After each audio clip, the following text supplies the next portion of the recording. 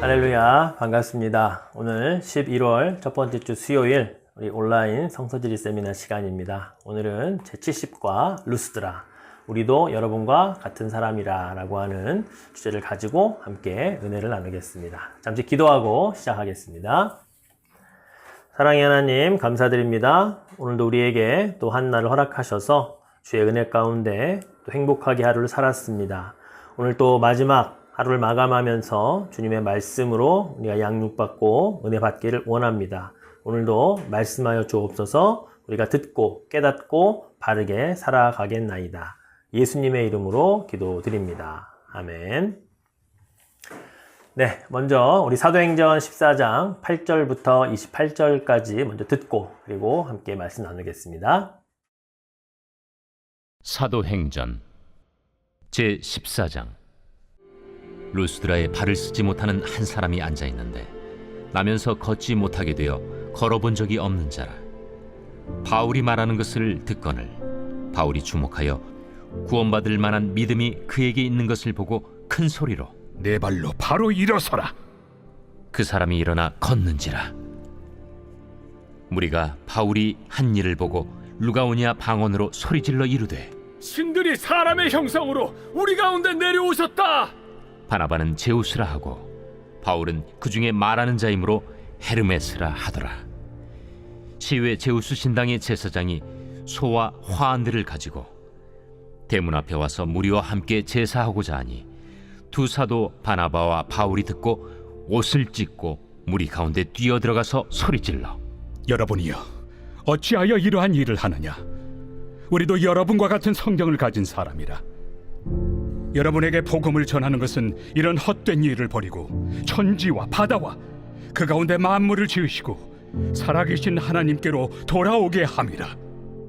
하나님이 지나간 세대에는 모든 민족으로 자기들의 길들을 가게 방임하셨으나 그러나 자기를 증언하지 아니하신 것이 아니니 곧 여러분에게 하늘로부터 비를 내리시며 결실기를 주시는 선한 일을 하사 음식과 기쁨으로 여러분의 마음에 만족하게 하셨느니라. 이렇게 말하여 겨우 무리를 말려 자기들에게 제사를 못하게 하니라. 유대인들이 안디옥과 이고니온에 와서 무리를 충동하니 그들이 돌로 바울을 쳐서 죽은 줄로 알고 시외로 끌어내치니라. 제자들이 둘러섰을 때 바울이 일어나 그 성에 들어갔다가 이튿날 바나바와 함께 더베로 가서 복음을 그 성에서 전하여 많은 사람을 제자로 삼고 루스드라와 이고니온과 안디옥으로 돌아가서 제자들의 마음을 굳게 하여 이 믿음에 머물러 있으라. 우리가 하나님의 나라에 들어가려면 많은 환난을 겪어야 할 것이라. 각 교회에서 장로들을 택하여 금식 기도하며 그들이 믿는 주께 그들을 위탁하고 비시디아 가운데로 지나서 밤빌리아에 이르러 말씀을 버가에서 전하고 아달리아로 내려가서 거기서 배 타고 안디옥에 이르니 이곳은 두 사도가 이룬 그 일을 위하여 전에 하나님의 은혜에 부탁하던 곳이라.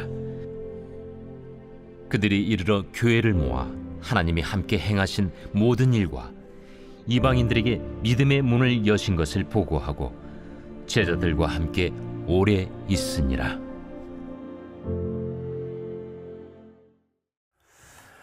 네, 잘 들으셨죠? 수리아 안디옥 지역에서부터 파송을 받아서 1차 전도 여행을 하고 있는 이 바나바는 이고니온이라고 하는 곳에서 돌로 치려고 하는 위험을 피해서 루스드라로 그리고 더베로 이동을 하게 됩니다. 자, 그 가운데 오늘은 이 루스드라에서 있었던 사건을 자세하게 한번 살펴보려고 합니다.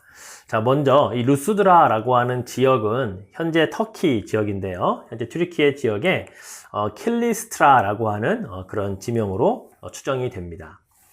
이곳에는 고대에 이 루스드라의 유적이 많이 있는데요. 특히 동굴교회의 흔적이 남아 있죠. 동굴교회 안에 또 이렇게 예배를 드렸던 장소도 여전히 남아 있습니다. 이곳에서 함께 찬양하며 또 신앙생활했던 그런 초대 우리 그리스도 교인들의 그런 삶의 모습을 지금도 엿볼 수가 있죠. 또한 이곳은 루스드라라고 하는 곳은 지금 바울이 1차 전도 여행 중인데 2차 전도 여행 때에는 바울의 영적 아들인 디모데를 만나는 장소이기도 합니다. 다시 말하면 디모데의 고향이 어디냐? 바로 루스드라였다라는 것이죠. 바로 이곳에서 바울과 디모데는 만남을 시작하고 그때부터 2차 전도 여행부터 마지막까지 디모데가 함께 이제 선교를 하게 되는 그런 귀한 사역이 시작되는 장소이기도 하죠. 자, 바울과 바나바는 이제 루스드라에 도착을 했는데 오자마자 하나님께서 바울을 통해 아주 큰 기적을 일으켜 주십니다. 바로 그 본문이 8절부터 10절까지 기록되어 있는데요. 한번 말씀을 같이 읽죠. 루스드라에 발을 쓰지 못하는 한 사람이 앉아 있었는데 나면서 걷지 못하게 되어 걸어본 적이 없는 자라. 바울이 말하는 것을 듣거늘 바울이 주목하여 구원받을 만한 믿음이 그에게 있는 것을 보고 큰 소리로 이르되 내 발로 바로 일어서라 하니 그 사람이 일어나 걷는지라. 예.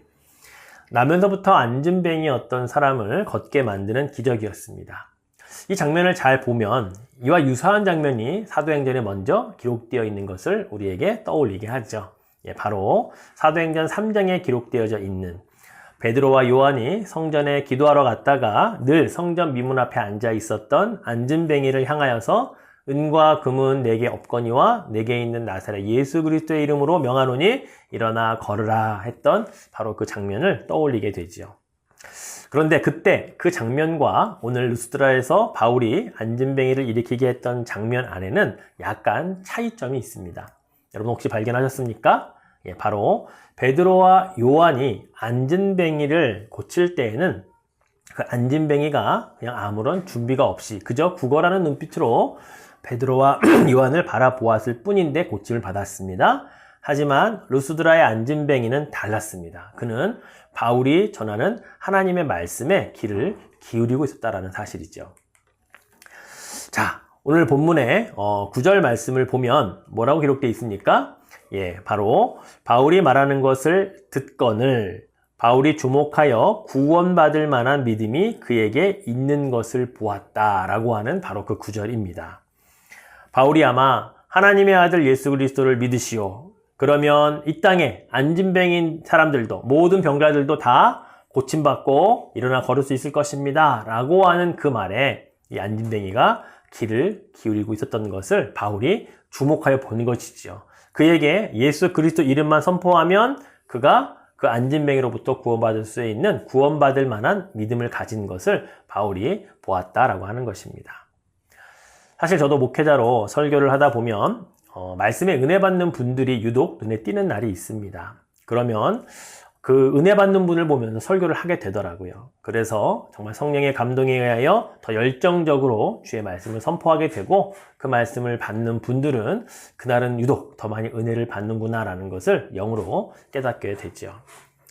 자, 그런데 이 바울이 이렇게 귀한 은혜를 베풀었는데 이 사건으로 말미암아 아주 큰 사건이 또 발생을 합니다.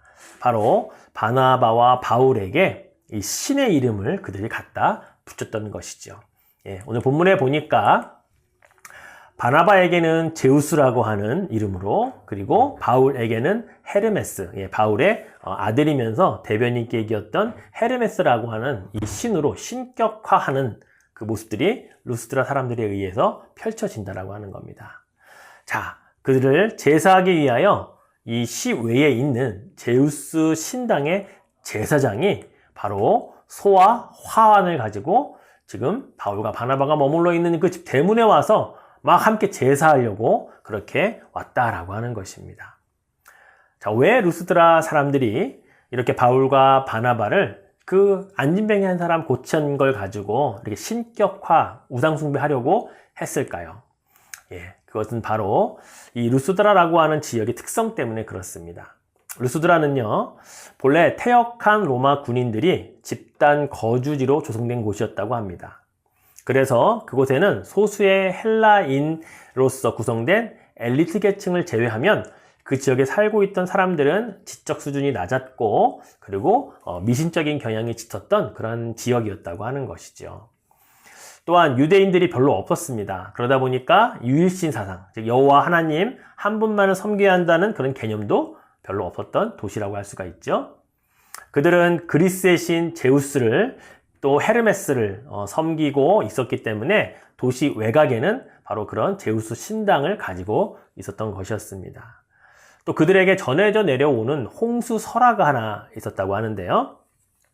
제우스와 이 헤르메스가 인간의 모습을 하고 이 루스드라 지역을 방문했다고 합니다. 그런데 그 지역에 살고 있던 수많은 사람들 가운데 유독 이 제우스와 이 헤르메스를 영접했던 사람은 가난한 한 부부였다고 해요. 그 사람들이 빌레몬과 바오시스라고 하는 두 부부였다는데 이 두 사람만 영접을 하고 환영했다는 거예요. 그래서 나중에 제우스와 이 헤르메스가 화가 나서 이 두 가난한 부부를 제외하고는 모두를 홍수로 다 진멸시켰다라고 하는 바로 그 설화가 그 루스드라에 전해져 왔다고 해요. 자, 그러니까 혹시 또 제우스와 헤르메스가 신이 인간으로 변해서 이 마을에 오게 되면 누구라도 환영을 해야 되지 않겠습니까? 바로 그러한 상태에서 바로 바울과 바나바가 방문해서 안진뱅이를 예수 그리스도의 이름으로 고침을 받고 일어서게 하니까 또 바나바와 제우스가 온 거 아닌가 라고 하는 생각을 이들이 했던 것이죠. 그래서 이번만큼은 홍수로 멸망당하지 않기 위해 소를 끌고 가고 환을 가지고 가서 바울과 바나바를 제우스와 헤르메스라고 하는 신격화된 이름으로 섬기려고 했던 것이 아닌가 충분히 우리가 추측해 볼 수 있는 내용이라고 하는 것입니다. 자, 그런 행동에 바울과 바나바는 또 어떻게 반응을 했을까요? 자, 오늘 본문 14절에 보니까 두 사도 바나바와 바울이 듣고 옷을 찢고 무리 가운데 뛰어 들어가서 소리를 질렀다라고 기록되어 있습니다. 무엇 때문에 이렇게 옷을 찢는 행동을 했을까요? 자신들은 신이 아닌데 신이라고 불리는 것이 황당해서 그랬을까요? 틀린 말은 아니지만 정확한 답은 아닐 겁니다. 바울과 바나바의 옷을 찢는 행위는 그들이 당시에 표현할 수 있었던 최고의 회개하는 모습이었던 것입니다. 무엇을 회개했을까요? 안진뱅이를 일으켰던 기적을 통해 하나님께 영광이 돌려져야 했는데 지금 그 영광이 이 루스드라 사람들에 의해서 자신들에게 돌려지고 있다는 것에 대한 회개였던 것이죠. 다른 것은 몰라도 하나님의 영광을 가로챈다 라고 하는 것만큼은 이들에게 있어서는 용납될 수 없는 큰 죄악이었던 것이죠. 그래서 옷을 찢고 소리를 지르면서 그들 가운데 들어가 사실은 우리가 신이 아니다 이렇게 하지 말라라면서 외쳤던 것은 그들의 이런 회개하는 마음이 있었기 때문이었을 것입니다. 여러분, 우리가 고백하는 사도신경의 마지막이 어떤 고백입니까? 대개 나라와 권세와 영광이 누구에게요? 아버지께 있기를 원한다고 하는 우리 신앙 고백이잖아요. 그렇습니다. 우리가 이 신앙 고백을 하는 사람들이라면 하나님께 영광 돌려드려야 하는 사람들이라는 겁니다. 그 영광이 조금이라도 내게로 올 것 같으면 옷을 찢을 각오를 하고 하나님 앞에 바울과 바나바처럼 회개하는 그런 모습으로 나아가야 한다는 것이죠. 바울과 바나바가 너무 어이없고 황당해하고 그래서 옷을 찢고 회개한 게 아닙니다. 옷을 찢은 것이 아닙니다. 그들은 철저하게 회개한 것이었습니다. 하나님 앞에 조금이라도 하나님의 영광을 그들이 가로채지 않기 위해서 말이죠. 우리는 종종 교회에서 어떤 일들이 맡겨졌을 때 그 일을 잘 감당해 놓고 하나님께 돌려야 할 영광을 가로채는 경우가 종종 있습니다. 우리 자신도 모르게 말이죠. 교회에서 그런 사역이 주어질 때 그리고 그 일을 마무리했을 때 우리가 하나님 앞에 감사로 이 일을 잘 마무리하기 위해서 감사합니다 라고 우리가 기도하는 것으로 끝나면 얼마나 좋겠습니까? 그런데 우리는 때로는 사람들의 칭찬의 말을 기대한다는 거예요. 누가 했더니 잘했다. 누가 했더니 그 일이 마무리됐다 라고 하는 그 칭찬의 소리를 우리가 듣기를 원한다는 거예요. 그래서 내가 열심히 했는데 아무런 소리도 나에게 들려오지 않는다? 서운해한다는 거예요. 왜 나한테 아무런 이걸 알아주지 않지라고 그 기대를 우리가 겉으로 불만으로 표출할 때 있다는 거죠. 여러분, 바로 이것이 우리가 하나님의 일을 해놓고 하나님의 영광을 가로챌 수 있는 아주 작은 부분일 수 있다는 겁니다. 그러나 그것부터라도 우리가 조심해야 된다는 거예요. 자, 바울과 바나바는 자신을 제우스와 헤르메스라고 이렇게 신으로 여겨서 제사하려고 했던 그들에게 이렇게 소리를 칩니다. 오늘 본문의 15절부터 17절까지 조금 길지만 함께 같이 읽지요. 이르되 여러분이여 어찌하여 이러한 일을 하느냐? 우리도 여러분과 같은 성정을 가진 사람이라. 여러분에게 복음을 전하는 것은 이런 헛된 일을 버리고 천지와 바다와 그 가운데 만물을 지으시고 살아계신 하나님께로 돌아오게 함이라. 하나님이 지나간 세대에는 모든 민족으로 자기들의 길들을 가게 방임하셨으나 그러나 자기를 증언하지 아니하신 것이 아니니 곧 여러분에게 하늘로부터 비를 내리시며 결실기를 주시는 선한 일을 하사 음식과 기쁨으로 여러분의 마음에 만족하게 하셨느니라 하고. 루스드라 사람들이 유일신 사상에 문외한이긴 했습니다. 그래서 다른 지역에서 선포했던 것과는 조금 다른 내용의 이 복음을 전하는 것을 볼 수가 있죠. 아마 우리나라로 따지면 고조선 시대, 아니면 그 이전의 시대, 아마 삼국시대 사람들을 만났다면 바울이 이와 같은 설교를 하지 않았을까라고 생각해 볼 수 있는 내용입니다. 우리의 조상들도 여호와 하나님을 모를 때에는 얼마나 막연하게 하늘님을 찾고 정한수 한 그릇 떠놓고 천지신명을 찾았던 민족입니까? 그런데 바울이 그러한 우리 민족에게 왔었다면 그분은 여호와 하나님이며 천지와 바다를 창조하신 분이며 바로 그 하나님이 여러분이 몰랐지만 여러분에게 모든 먹을 것과 입을 것과 모든 것들을 주신 분이다라고 동일하게 외쳤을 것입니다. 하나님께서 스스로 당신의 존재를 알려주셨던 수많은 자연현상들, 비를 내리는 것, 그 외 모든 것들이 하나님이 하신 것입니다 라는 바울의 외침이 분명히 있었을 것입니다. 동일하게 루스드라에서도 이렇게 외쳤던 것이지요. 자, 바울이 외친 것 가운데 오늘 설교의 또 내용의 제목처럼 우리도 여러분과 같은 성정을 가진 사람이다. 예. 우리도 여러분들이 하나님을 알 수 있는, 하나님께 영광을 올려드려야만 하는 그런 사람들인 것을 우리도 안다. 그러니까 우리와 함께 그 일을 하자. 막 그런 말을 하고 있는 것이 아닐까 생각이 되어집니다.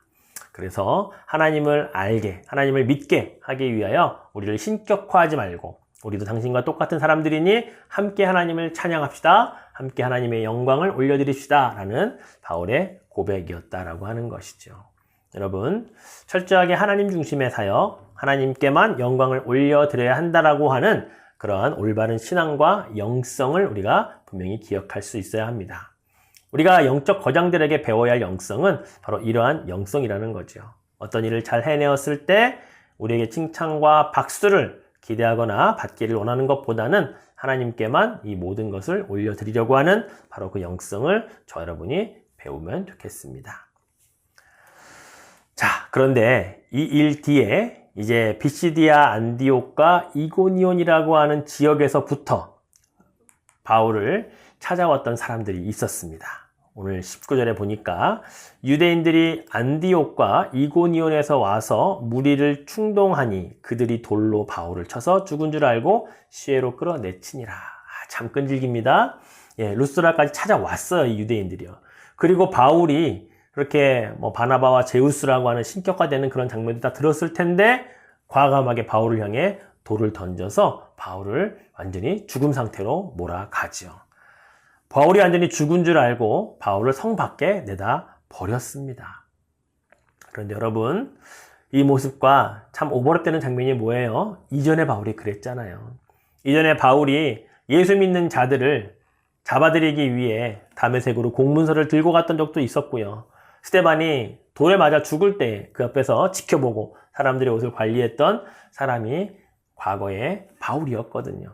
근데 지금 그와 똑같은 모습을 한 사람들에 의해 본인이 돌에 맞고 거의 처죽음이 되었을 정도로 성 밖에 버려지는 모습, 바로 이 모습이 어쩌면 바울에게는 과거의 자신의 모습을 다시 보는 듯한 그런 모습이 아니었을까 싶습니다. 자, 그런데 이런 경험을 해서 죽었다고 생각했던 바울을 하나님께서 다시 살리십니다. 자, 살려주시면 얼마나 감사해요? 그럼 다른 사역지로 가도 되는데, 그런데 바울의 모습을 보면 다시 그 루스드라 성 안으로 들어갔다라는 사실입니다. 그가 왜 성 안으로 들어갔을까요? 20절에 보니까 제자들이 둘러섰을 때 바울이 일어나 그 성에 들어갔다가 이튿날 바나바와 함께 더베로 갔다라고 기록되어 있어요. 내용은 정확하게 왜 갔는지에 대한 것은 기록하고 있지 않지만 여러분 우리가 충분히 상상해 볼 수 있어요. 이 본문을 잘 묵상해 보니까 바울은 루스드라에서 안진뱅이를 고치는 일만 했겠습니까?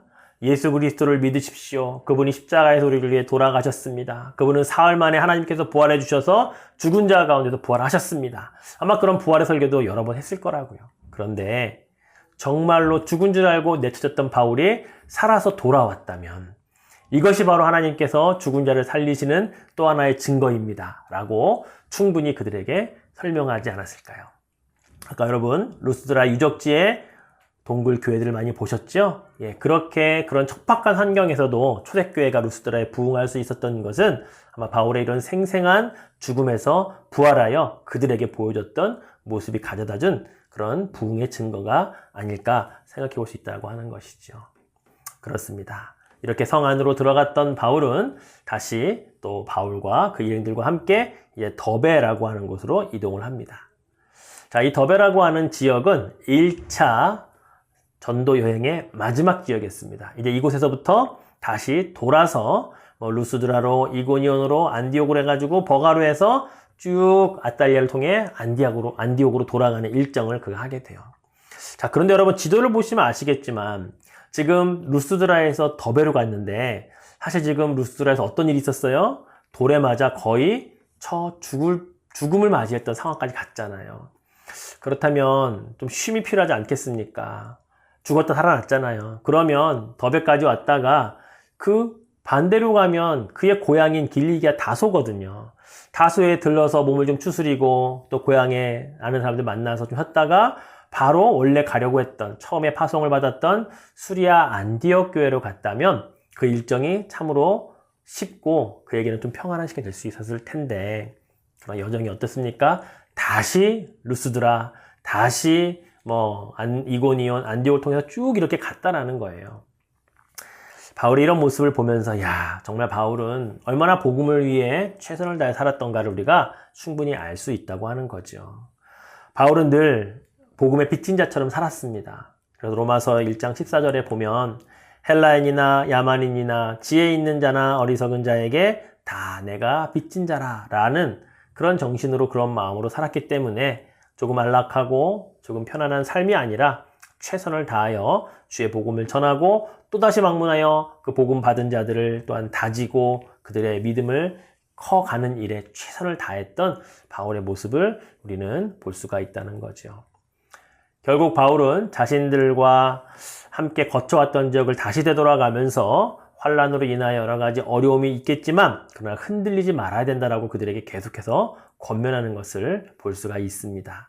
22절 말씀 보니까 제자들의 마음을 굳게 하여 이 믿음에 머물러 있으라 권하고 또 우리가 하나님의 나라에 들어가려면 많은 환란을 겪어야 할 것이다 라면서 가는 곳곳마다 어려움이 있은 지역마다 이 바울의 설교는 그들에게 큰 위로가 되었을 것입니다. 마음을 굳게 하십시오. 믿음에 머물러 있으십시오. 하나님 나라 가기까지는 우리에게 여러 가지 환란이 더 있을 수도 있습니다. 저같이 돌에 맞아 죽었지만 다시 살려주시는 하나님의 은혜를 경험할 수 있습니다 라고 하면서 바울은 최선을 다하여 이 일을 감당했을 것입니다. 그렇습니다. 바울이 말한 하나님 나라에 들어가기까지 겪어야 할 많은 환란들 바울만 이야기한 것은 아니었죠. 베드로 사도도 그의 유언서와 같은 베드로전서 2장 19절에도 부당하게 고난을 받아도 하나님을 생각함으로 슬픔을 참으면 이는 참 아름답다라고 그가 고백을 하고 있는 것을 보면 주의 사람들에게 이것은 믿음으로 버티고 승리해야 할 그런 일들이었다는 것을 다시금 확인할 수 있게 된다는 것이죠. 사랑하는 성도 여러분, 그렇습니다. 우리가 하나님 앞에 서는 그날까지 우리는 어떠한 환난과 어려움들이 있을지 알 수 없습니다. 우리는 때로는 그런 일이 없기를 바라며 기도하고 바라보지만 그러나 우리에게 닥쳐지는 환난이 우리가 무엇을 잘못해서 우리가 무엇을 정말 믿음으로 살지 않아서 그런 일이 일어나는 것은 아닙니다. 하나님 나라에 들어가기까지는 복음으로 사는 자들에게는 수없이 많은 환난과 어려움이 있겠지만 그때까지 참고 견디면 이는 아름다운 주의 일이 될 수 있고 칭찬받는 일이 될 수 있다라는 사실을 여러분 다시 한번 우리가 기억할 필요가 있는 것이죠. 예, 바울과 바나바는 이러한 말들로 사람들을 위로하고 이제 권면을 했습니다. 그리고 그 각 교회마다 이제 지도자격인 장로들을 세워 나가죠. 오늘 23절 말씀을 보니까 각 교회에서 장로들을 택하여 금식 기도하며 그들이 믿는 주께 그들을 위탁했다라고 말하죠. 각 지역에 믿는 자들이 생겨났고 자연스럽게 그들이 모여서 예배를 드리게 되니까 교회가 생겨났겠죠. 그리고 그 모임 가운데 이제 지도자격인 장로들을 세워서 그들로 하여금 이 어려운 상황들을 위하여 금식 기도하게 하고 또 분명히 주님께서 당신들을 지키실 것이다 라고 하며 주님께 그들을 맡기는 믿음의 사역들을 계속해서 해 나갔던 것이죠. 그렇게 해서 마지막 다 사역지를 돌고 그는 이제 배를 타고 이제 안디옥으로, 수리아 안디옥으로 이제 돌아가게 됩니다. 자, 그러면서 보시듯이 이제 안디옥으로 돌아갈 때에는 처음에 들렸던 바나바의 고향인 이 구브로 섬은 들리지 않고 바로 안디옥으로 들어가게 됩니다. 그리고 그 지역에 가서 그 지역에 벌써 여러 교회들이 생겼었나 봐요. 그래서 그 교회들을 모으게 됩니다. 모아서 그동안 어떤 일이 있었는지 1차 전도 여행을 통한 이제 보고를 그가 하게 되는데요. 오늘 본문 26절부터 28절이 그 내용을 기록해 놓고 있습니다. 자, 같이 한번 볼까요? 거기서 배 타고 안디옥에 이르니 이곳은 두 사도가 이룬 그 일을 위하여 전에 하나님의 은혜에 부탁하던 곳이라. 그들이 이르러 교회를 모아 하나님이 함께 행하신 모든 일과 이방인들에게 믿음의 문을 여신 것을 보고하고 제자들과 함께 오래 있으니라. 예, 그렇습니다. 수리아 안디옥 교회, 바울과 바나바를 처음으로 파송했던 그런 교회였습니다. 보내기만 하고 그들이 알아서 사역을 잘하고 돌아오기만을 기다렸던 자들이 아니라 아마 수시로 기도하며 수시로 그들을 위해 금식하며 아마 선교를 보낸 파송교회로서의 사명을 잘 감당했을 것입니다. 그리고 그들이 돌아왔을 때 평안하게 묵을 수 있도록 그들을 배려하고 환대하고 그리고 그들이 갔다 와서 선교 보고를 할 때 함께 모여서 들어주었던 이 안디옥 교회, 아마 교회에서 선교사를 파송하고 그 파송한 선교사를 어떻게 대우하는가에 대한 초대교회의 최초의 모델이 바로 이 수리아 안디옥 교회가 아니었을까 생각이 되어집니다. 여러분, 오늘날 교회들이 선교사님들을 많이 파송을 합니다. 우리 교회도 파송을 하고 또 그 사역을 함께 하고 있죠. 저는 이 안디옥 교회를 보면서 우리 교회도 이 모델을 따라가야 된다고 생각을 합니다. 선교사님들이 올 때마다 그냥 어떻게 지내는지 그의 삶을 물어보는 게 아니라 그분이 어떠한 사역을 감당하고 있으며 어떠한 사역으로 주의 일을 헌신하고 있는지를 듣고 함께 기도해주고 함께 격려하고 환대함으로 말미암아 다시 파송하여 그가 새로운 사역을 잘 감당할 수 있도록 해주는 역할, 이게 파송교회에 해야 할 역할들이라고 생각이 되어지는 것이죠. 여러분, 선교사님들 주의 일을 위하여 목숨을 걸고 그의 인생을 바쳐서 땅끝에 가서 수고하는 분들입니다. 그런 분들이 있기에 하나님의 교회는 바로 이 땅끝에도 세워지고 있음을 우리는 기억할 필요가 있는 것이죠. 그런 수고를 하는 분들을 우리가 외면하면 안 됩니다. 주님의 교회는 그 일을 위하여 함께 동역하라고 이 땅에 세워주신 것임을 분명히 기억해야 합니다. 그래서 여러분, 우리는 선교사님들을 위한 기도가 내 기도보다 먼저 이어져야 하겠고요. 그것이 먼저 그의 나라와 그의 의를 위하는 기도라는 사실을 우리는 잊지 말아야 할 것입니다. 오늘 말씀을 맺겠습니다. 사도 바울과 바나바는 2년여 동안 1차 전도 여행을 마치고 파송을 받은 수리아 안디옥 교회로 무사히 귀환을 했습니다. 수많은 환난과 어려움, 죽음 직전까지 갔던 사건들도 있었지만 무사히 귀환할 수 있었던 것은 하나님의 은혜였고, 그리고 그들을 위해 끊임없이 기도했던 아마 수리아 안디옥 교회의 기도 동역이 있었기 때문일 것입니다. 선교가 이러한 일입니다. 선교사만 선교하는 게 아니라 함께 파송한 바로 교회가 이 일 때문에 하나님이 세우셨고 그 목적과 존재가 여기에 있다는 사실을 우리는 기억해야 하는 것이죠. 이 땅에 세워진 첫 번째 선교사를 파송했던 우리 이 교회, 수리아 안디옥 교회처럼 오늘날 우리의 교회도 땅끝까지 이르러 주의 복음을 전하는 일에 우리도 함께 동역할 때 주님이 세우신 교회의 사명과 그 목적이 분명하게 이루어진다라는 것을 우리가 기억해야 하는 것입니다.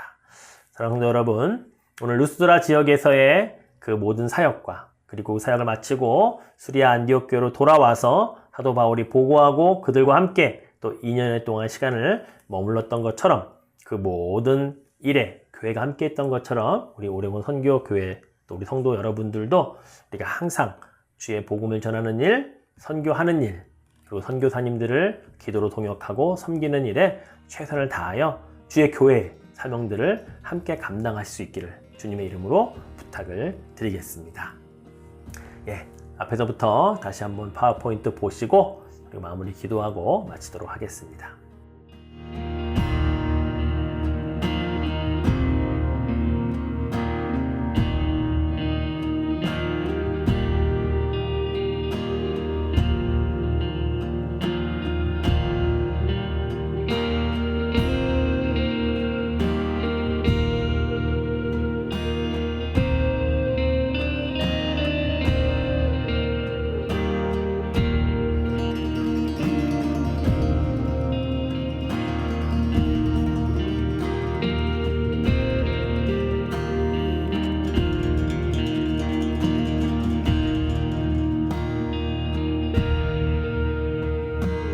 Be thou my vision, O Lord of my heart, not be all else to me, save that thou art. Thou my best thought by day or by night, waking or sleeping, thy presence my light.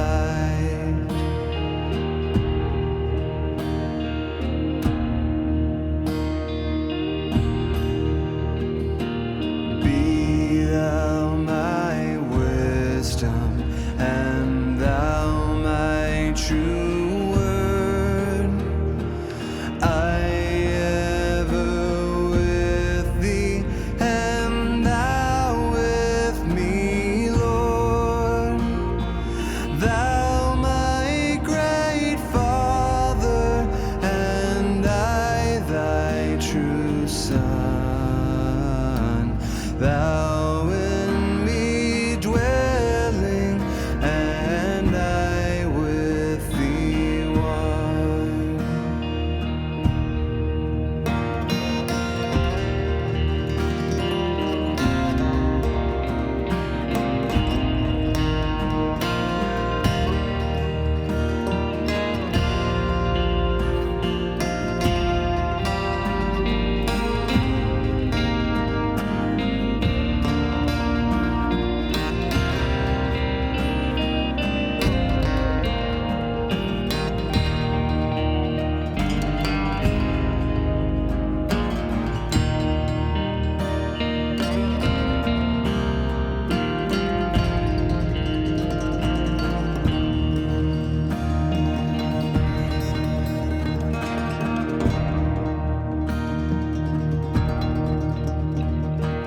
Riches I heed not, nor man's empty praise. Thou mine inheritance, now and always. Thou and thou only, first in my heart. 네, 잘 보셨죠? 예, 오늘 우리 루스드라 사도 바울이 나중에 2차 때는 디모데를 만나서 영적 아들로 삼았던 곳, 또 그곳에서 기적을 일으켰더니 제우스와 헤르메스라고 하는 신의 이름을 불렀던 그곳. 예, 그러나 하나님께 모든 영광을 올려드려야만 했기에 그의 옷을 찢고 회개했던 그들의 모습, 그리고 안디옥 교회로 1차 전도여행을 마치고 돌아왔을 때 그들을 환대하고 그들과 함께 또 새로운 파송을 위하여 준비했던 그 안디옥 교회처럼 오늘날 우리들의 모습, 우리들의 교회가 그러야 한다는 사실을 꼭 다시 한번 기억하시는 시간이었기를 여러분께 부탁을 드립니다. 자, 기도하겠습니다.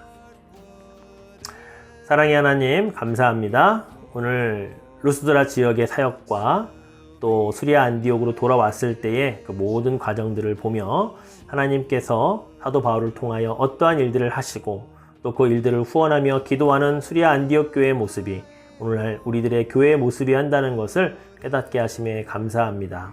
오늘 주님이 주신 그 교회의 사명 그리고 본질, 목적 우리가 바르게 이해하고 바르게 실천하여 그리고 주님이 칭찬하시는 그런 교회로서의 사명을 감당하게 도와주옵소서. 하나님의 영광을 가로채지 않도록 우리의 사역마다 우리 주님이 우리에게 경고하여 주시고 경고를 듣기 전에 미리 잘 하나님께 영광 올려드리며 혹 그런 일이 있을지라도 회개하는 자가 되어 우리 하나님께 모든 영광 올려드릴 수 있는 우리들 모두가 되게 하옵소서. 오늘 주신 말씀 위에 은혜의 풍성함에 감사드리오며 사랑 많으신 예수님의 이름으로 기도드립니다. 아멘. 네, 이것으로 온라인 수요 성서지리 세미나 마치겠습니다. 감사합니다.